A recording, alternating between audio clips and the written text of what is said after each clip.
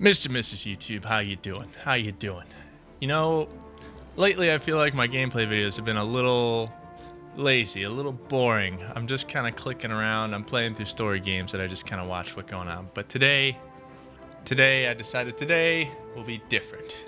Today we're going to try something new. Today we're going to role play. You and I. Two of us and the rest of them. Yeah, whatever. But today we're going to roleplay in a game called Stellaris. Stellaris is a new release. It's a space game.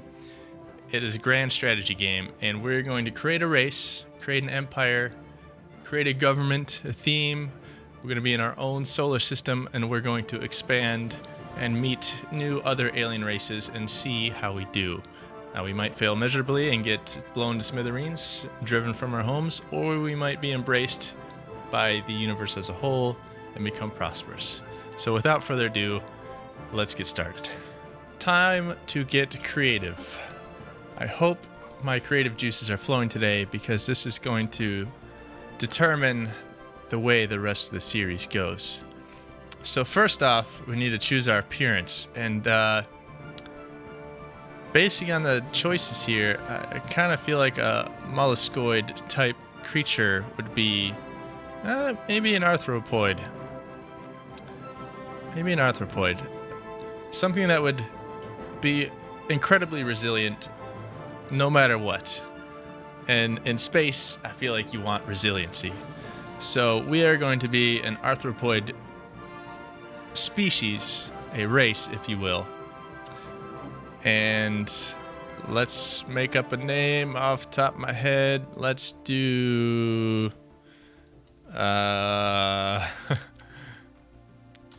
Spankulax. Yes. Name lists. This is the auto generation of new leaders and people as they are created throughout the game. So time is going to progress. You know, our people are going to die. New ones are going to be born. Things are going to recycle. So we need new names on a constant basis. So let's pick something that isn't that as terrifying. I'm not going to pronounce those names properly. That looks nice. Supe Mak. Imdu. Airba. Oh, those are perfect. Perfect. Trait points. All right. Here's where the role-playing comes in. Okay. So I feel like we're a race of insect that is weak. We are weak. We're not very strong. And because we are weak, we feel the need to be...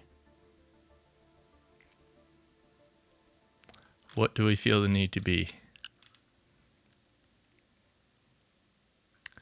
We need to be adaptive. We are weak. We can be killed easily, but we're very adaptive to any planet, any realm, any universe. We are intelligent, as you can tell by our beautiful stature. And I might be running out of points to select. So we have trait points, which are, minus, which is a bad thing, or plus, which is a good thing. So I think we need to pick one more trait that is going to bring us back to 0. I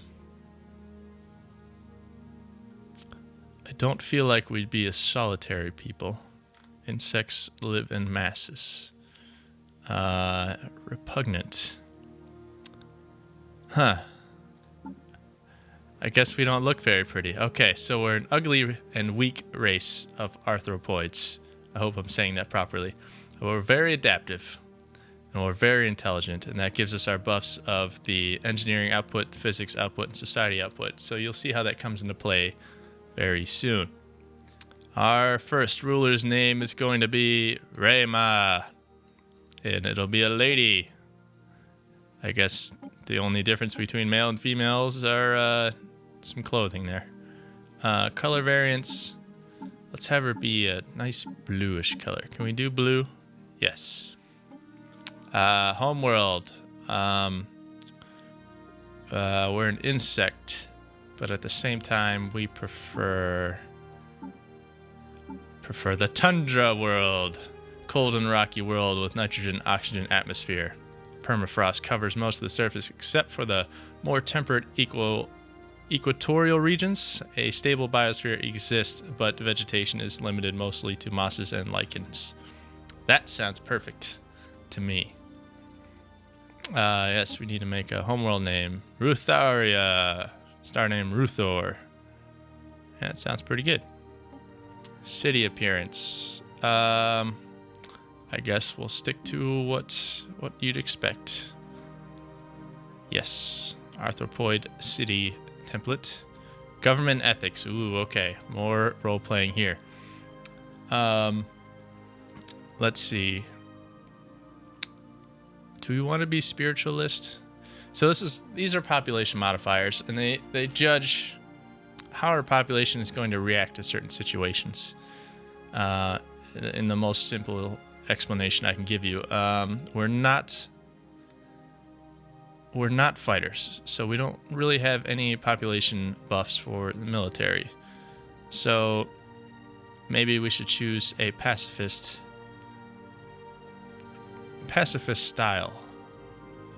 Do we want to go fanatic pacifist? That is a strange pairing of words there. I'm a fanatic pacifist. Yes, so we'll gain embassies, but other people might view us as weak. Our wartime happiness will be down, but we'll try and stay out of war. But we'll have more food. Materialists? No. Individualists. We are an insect race, so I feel like we'd be more of a collectivist society, yeah?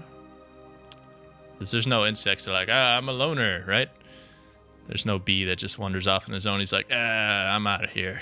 I'm going to explore the forest by myself. So I feel like. Ooh, but that gives us slave tolerance and food consumption. Well, food consumption is good, but do we want slave tolerance? That seems strange, but in a way, the insect realm is a very slave and master kind of society. So maybe we will go collectivist and xenophile. So we have an adventurous spirit. All right. Yes, we'll go on this lower left quadrant of this wheel. So we are pacifists, collectivists, and xenophiles. And we need to choose a government type. Let's choose.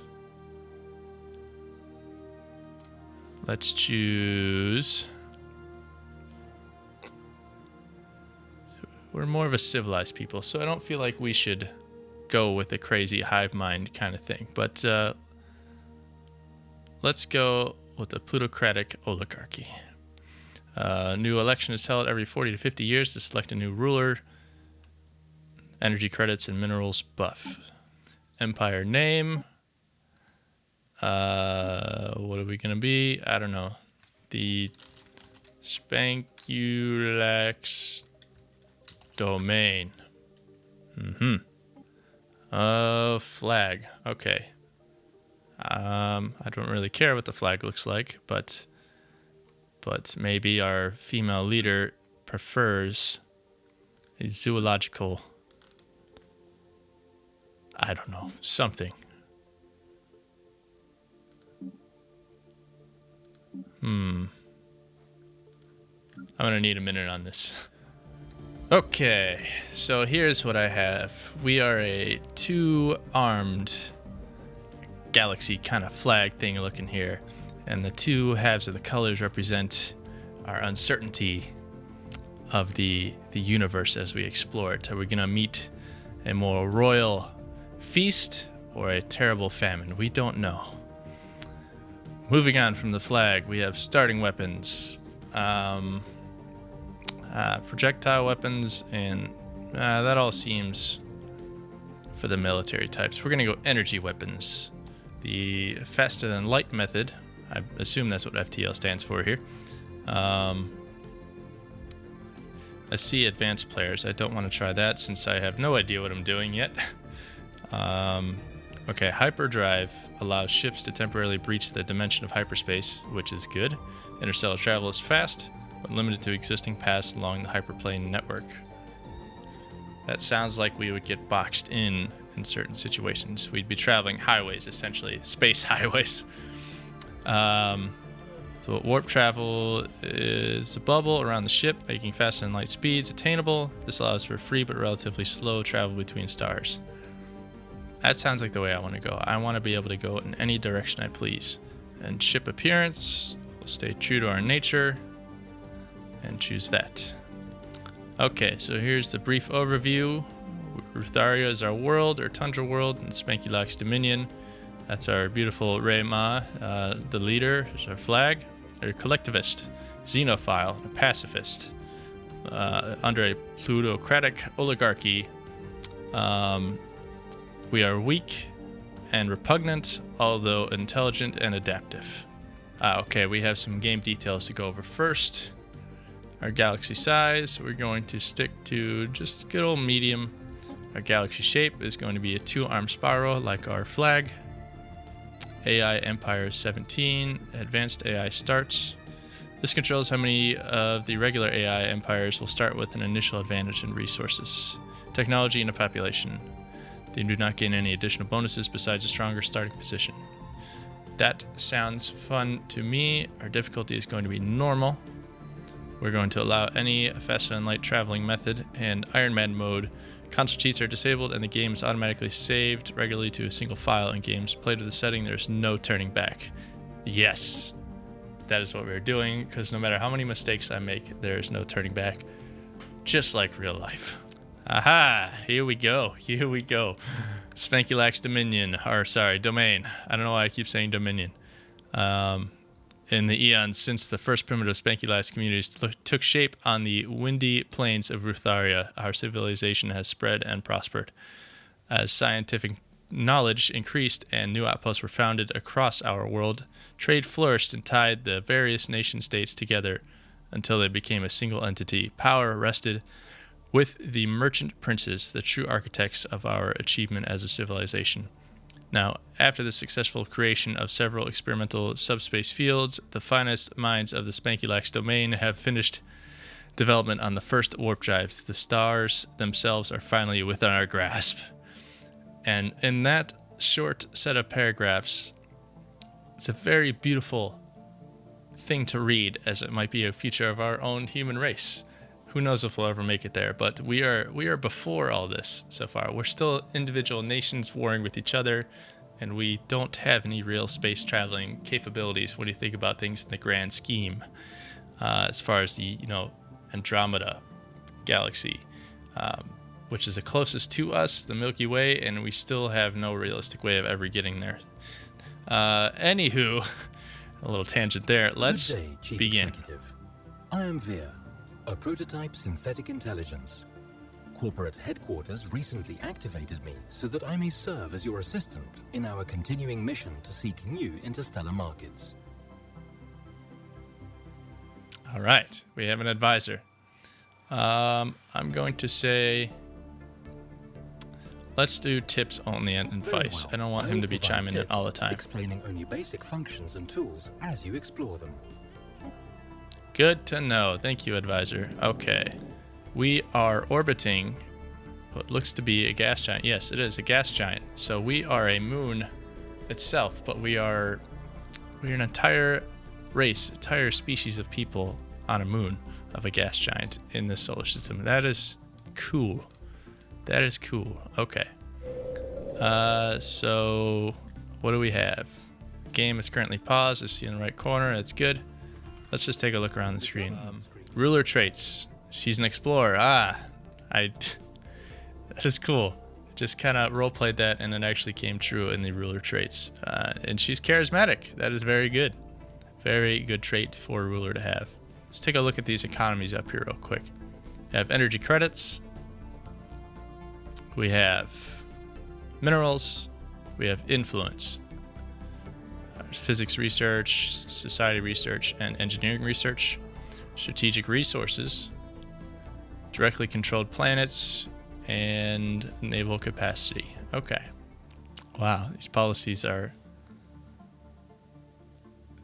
deep cuts into society if we look at them from our perspective. We have war economy, semi-static. We can gain gear in industry and economy to seize assets from civilian sectors in times of desperate defensive wars. Downside, these policies that we will suffer corresponding penalties while we are winning offensive wars. So it's taking money from the people to fund our wars. It's exactly what I don't want to do. A static war economy is unaffected by the vagaries of war. The current war score has no effects in production times or costs. So I feel like that's what I want to do. We will not be able to change our stance on this for 10 years. Oh boy. Policy will have these effects. Static war economy is unaffected. Yes, we already know that. Oh, as Supreme Leader, Great Spank, I dub it so that we'll have a static war economy. Slavery allows the enslavement of any pop within our empire. Man. Well, obviously, if you think about it from a human perspective, it's terrible, right? You never want that. But this is an insect population. But we're an intelligent insect population. We never had slavery. So I dub it so no slavery anymore. Purge. Purge is an atrocity and should always be treated as such. Troublesome and corrupt elements within our empire must be cleansed. Oh boy.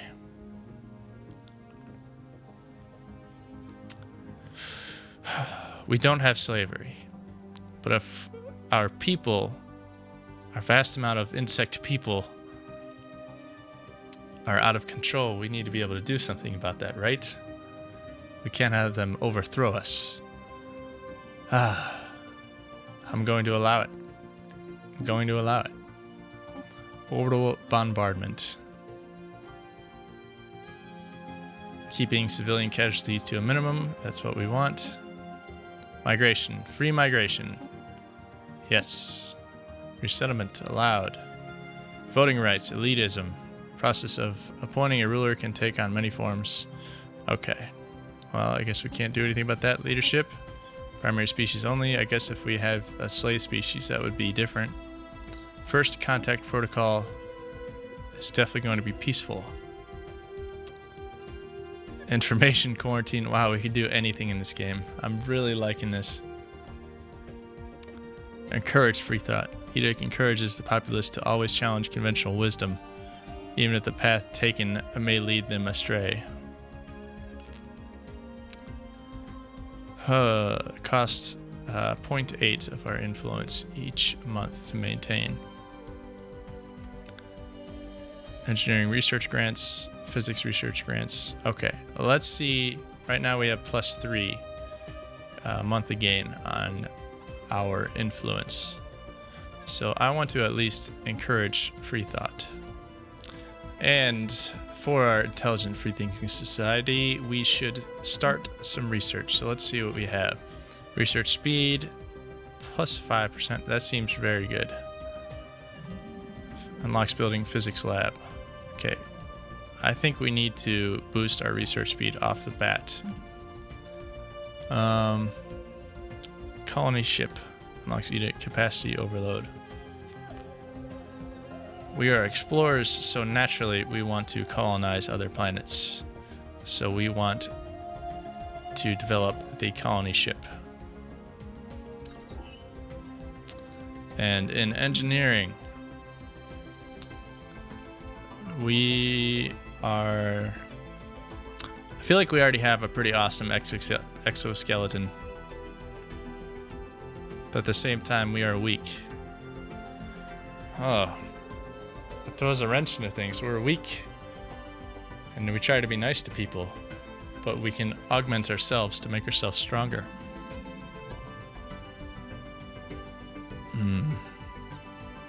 Nanocomposite armor.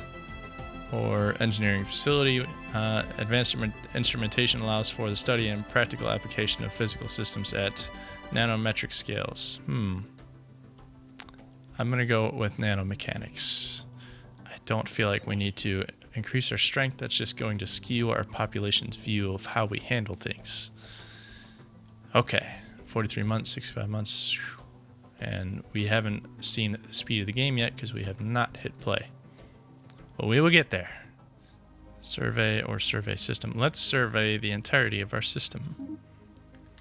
Ah, she's got a path. Okay. Humlat. Her traits. Carefree. Not good for a surveyor. Alright.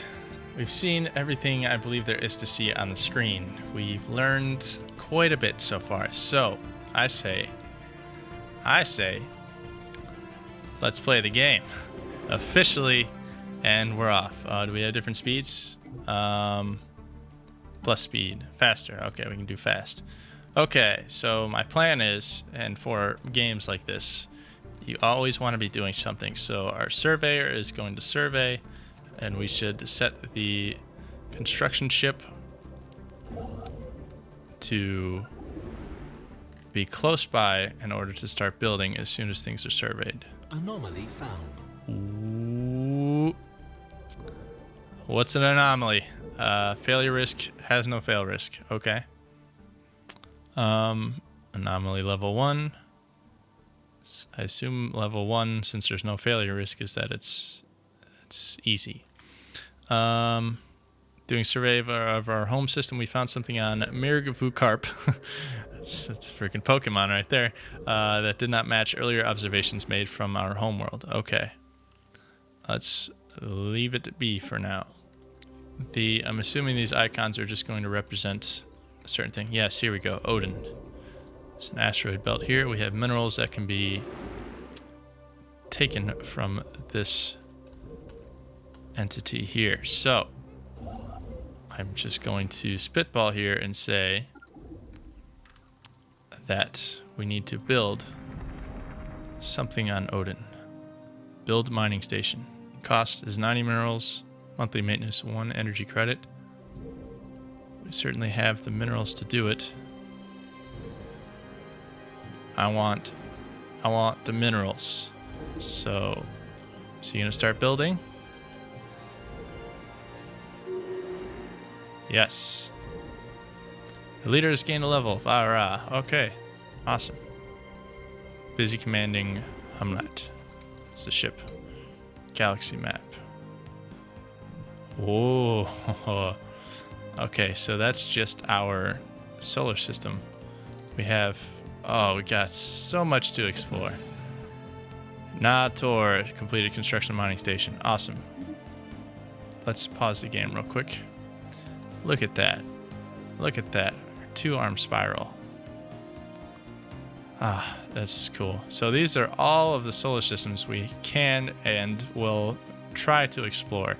I'm not sure how far our species will make it. We may be doomed, and I don't know. But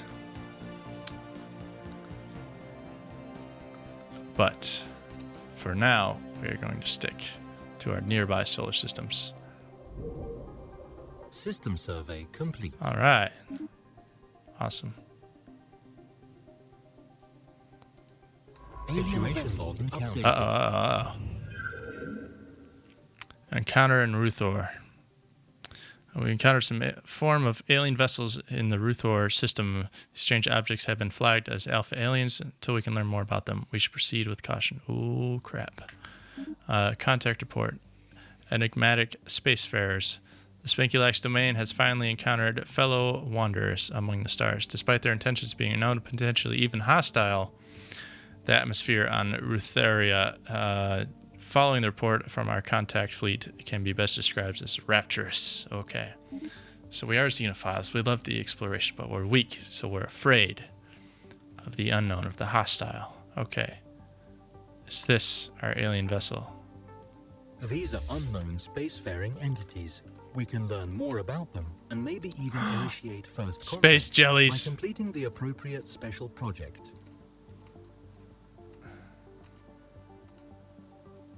What do we do? We have that anomaly still, but it seems very easy to accomplish, so let's investigate. Is this special project finishes in 180 days. We need to learn more about the mysterious aliens, alpha aliens. Okay. Or research them.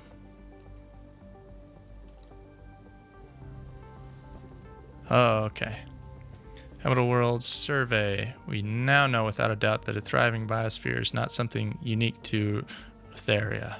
Both the scientific community and the public at large are eager to learn more about the various forms of alien life found throughout the galaxy. So you imagine if we found aliens, how our entire planet would be going bonkers, bananas, to learn more. If only. Science research would probably double, triple, quadruple in budgets all around the globe. That would be awesome. Anyways, back to the video game. Efforts to catalog the life forms we encounter are already underway, but our xenobiologists have urged us to focus our planetary survey efforts on habitable life-bearing worlds. Okay, so level-headed guys are concerned about overpopulation. I'd say it's a commendable initiative. We want to learn. We want to learn. Let's open this anomaly. There's no failure risk, so let's research that anomaly. Learn everything about our own star system before we start venturing out to others. Ooh, there's another alien vessel. They could just be surveying the same as us. So we eventually will travel to other star systems to survey. The anomaly on the planet Margafukarp shows traces of other interstellar travelers. A weak FTL trail shows that someone was here long ago, maybe watching our planet for potential allies. Ooh. It is too diminished to trace any further. We should continue to investigate these sorts of anomalies whenever we get the chance. It will most assuredly grant us new knowledge and technology. Okay. Let's find them. I'm not sure what that does for us. Special project complete. Ah. Oh, okay, we learn. Okay. Oh, those guys look mean. The spaceborne life forms, which the Spankulax head of society research has come to refer as the T-Yankee, are docile creatures. Oh, capable of assessing some lower dimension of subspace. They roam from system to system with relative ease, though nearly the same ease as Spankulax fleets. They graze on gases. I thought they said grasses. Like, is there space grass? These space cows? That would be great. They graze on gases common to the upper layers of many gas giants. It is highly unlikely, to say the least, that this is their only food source, but intake of other nutrients has yet to be observed. They will rarely, if ever, attack, even when provoked. They can be safely ignored. Okay, so we have friendly life forms, and I am perfectly okay with them snacking on our gas giants. Let's go to this Ulim system, and our science ship will survey the system.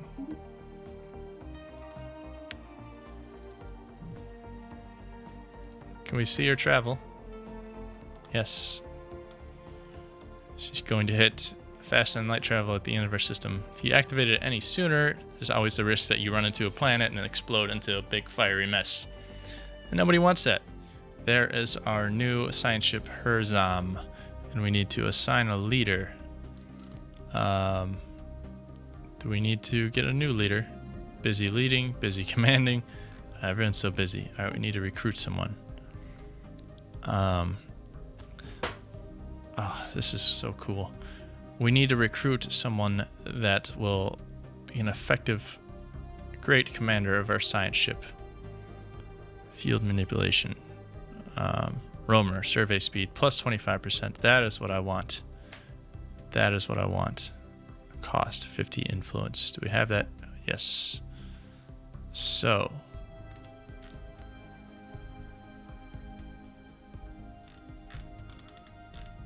Available.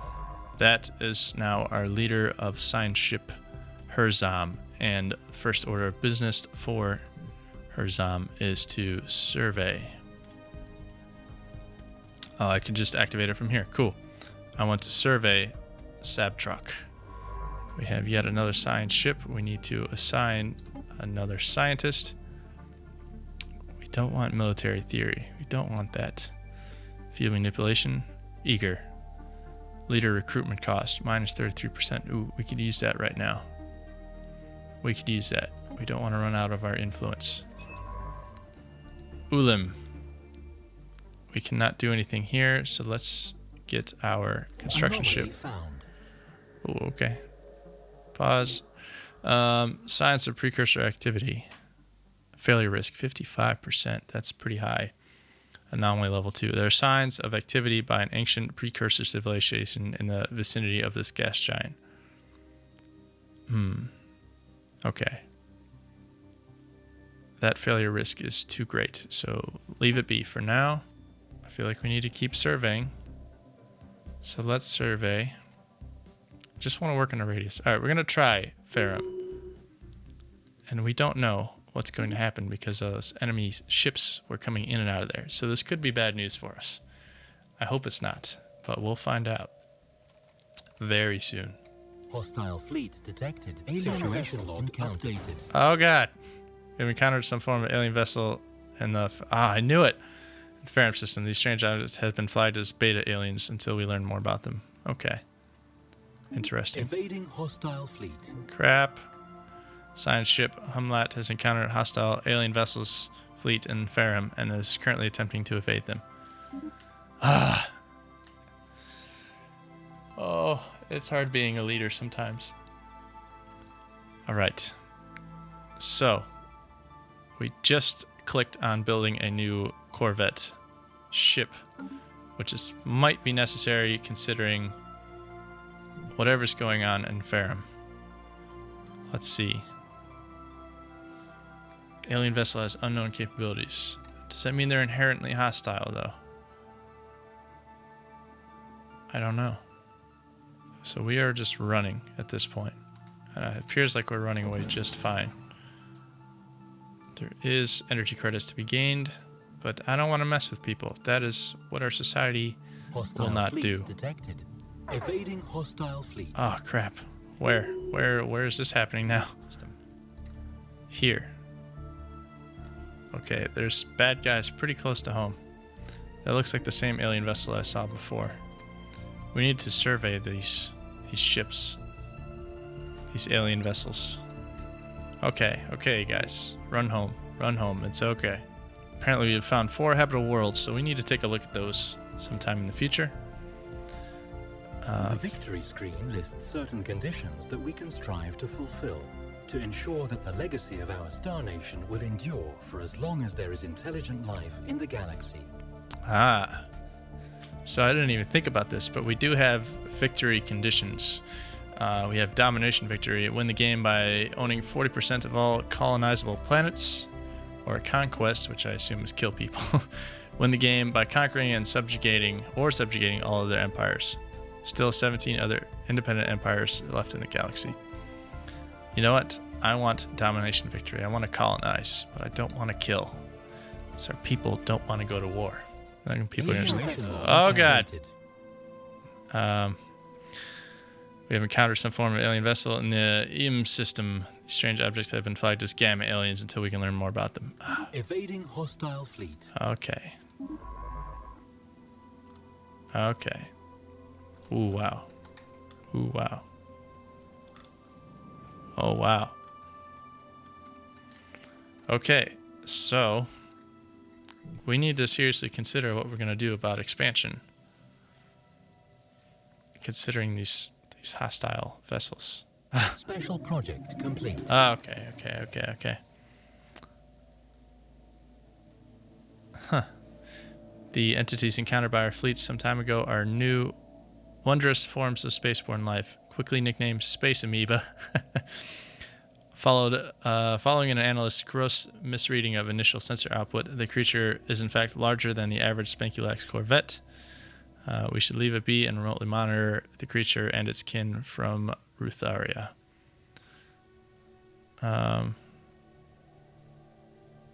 No, we don't expect our fleets to make short work of the creature. Let's do remote space amoeba study. Situation log updated. Okay.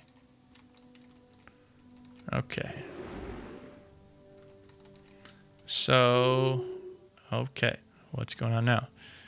We have recovered artifacts from ancient alien civilization on... Oh, that must have been that anomaly. Our scientists think they inhabited this region of the stars roughly 6 million years ago, based on the age of the artifacts.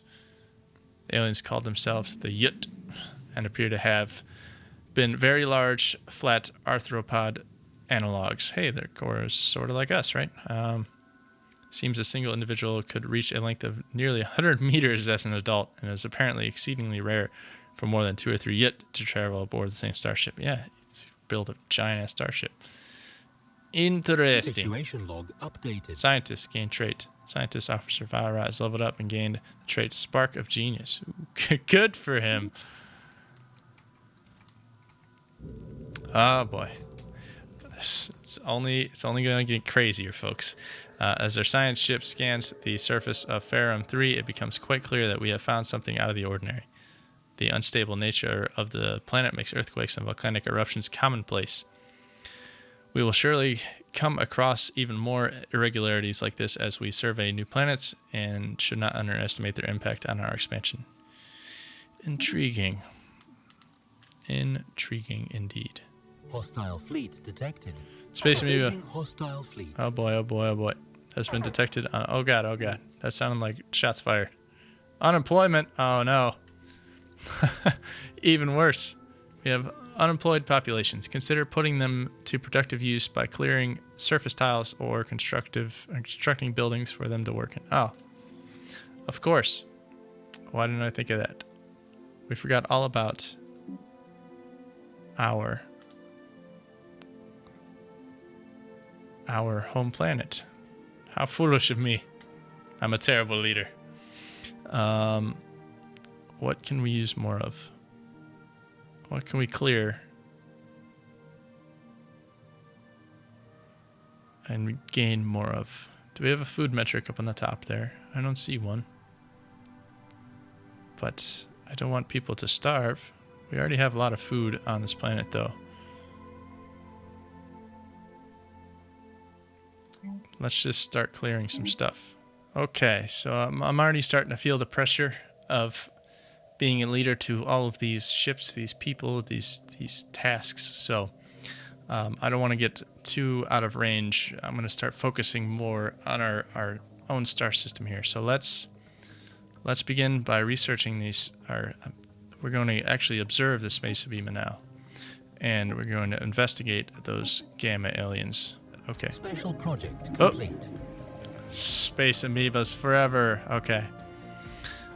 So we guess we finished that research. The space amoebas, the nickname now lovingly popularized on Rutharia, are solitary animals when left to their own devices. All but the youngest specimens are accompanied by quasi-independent organisms dubbed flagella, seemingly spawned by the amoeba and programmed through liquid RNA-laced secretions to do the bidding of the host. Oh, okay.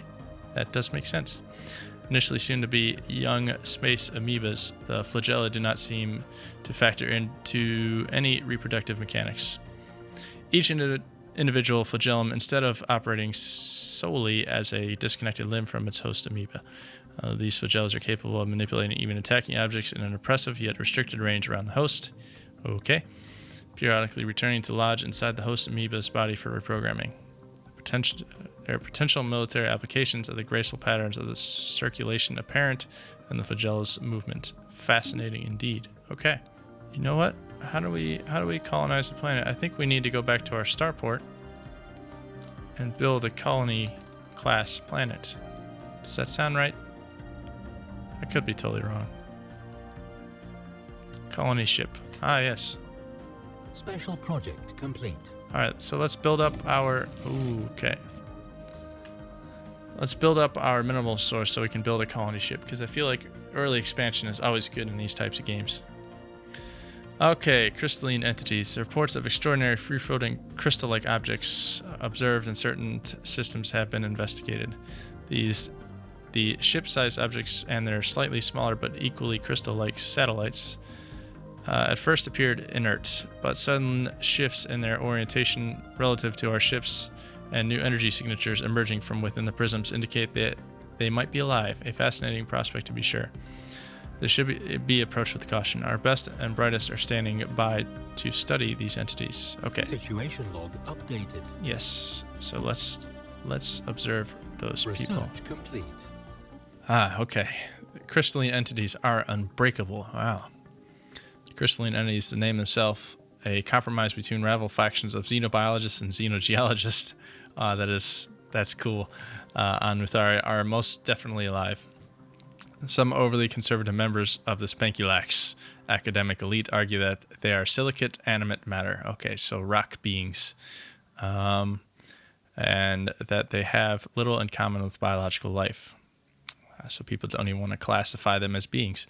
Interesting. The vast majority of the Spankulax Domain's populace reject that regressive perspective, instead turning their eyes toward the fascinating new horizons that the crystalline entities represent. Our people are great.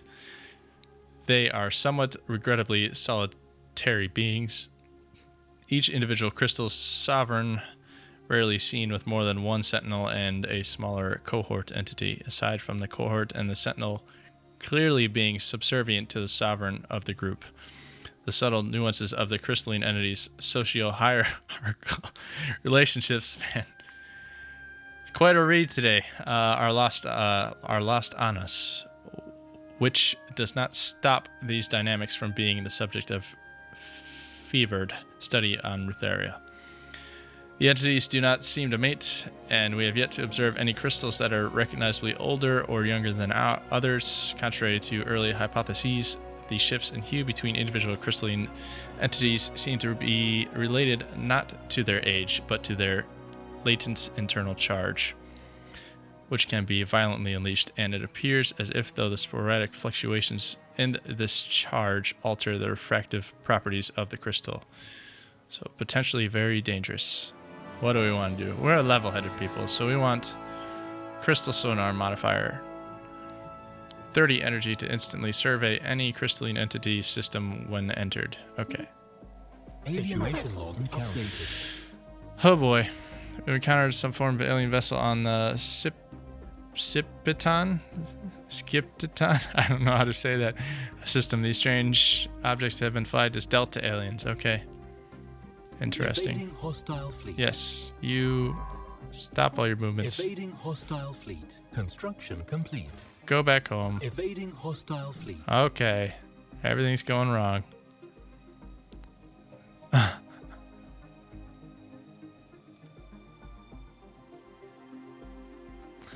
Okay, obviously we need to research our Delta aliens. Survey completed. Through our surveys of habitable worlds, our biologists have collected a vast amount of data on alien life forms. Many of our older theories on the development of life have been disproved, and our scientific community has had to build new models from scratch. That would be so cool in real life. Our most interesting findings are being displayed at the newly dedicated Museum of Exobiology on Mutharia. The public is enthralled, and many donations have come in to aid in the continued search of strange life forms. Excellent. Excellent. Investigation of peculiar cluster debris and space dust has yielded surprising results. It is a particulate cloud bristling with a powerful charge of unknown origin that has no business exhibiting simple reflexive actions, let alone movements with purpose. And yet it does. There is something undeniably ominous about the hazy subject of the relayed video feeds. Perhaps these are things in the universe we should not tangle with. Ooh, let us watch but not interfere with. Situation log updated. Okay. Being a leader sure is tough. But as the great Spank himself, I will continue to expand our reach in this universe, in this set of systems, in this galaxy, this two-armed spiral galaxy. That will be all for today. Next time we will need to, highest priority next time is to build the colony ship and colonize this planet on Sabtrock 3. Beyond that, we need to start coming up with a strategy to start dealing with these hostile life forms that are surrounding us. And generally just need to build and mine more data and more minerals themselves. So until next time, thank you very much for watching, and I'll see you in the next video.